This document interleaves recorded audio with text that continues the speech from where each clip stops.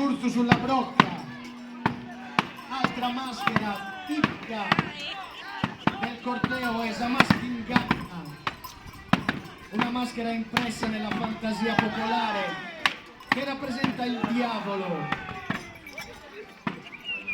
Samaskin Ganna si divertiva a spaventare gli uomini assumendo varie sembianze, preferibilmente di capra o di pecora. Samaskin Ganna è quella maschera che è interamente vestita in pelle di caprone o di montone, indossano cinturoni con appesi dei campanacci.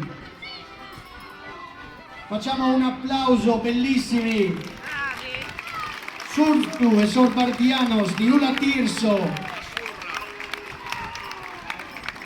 un piccolo centro dell'Oristanese.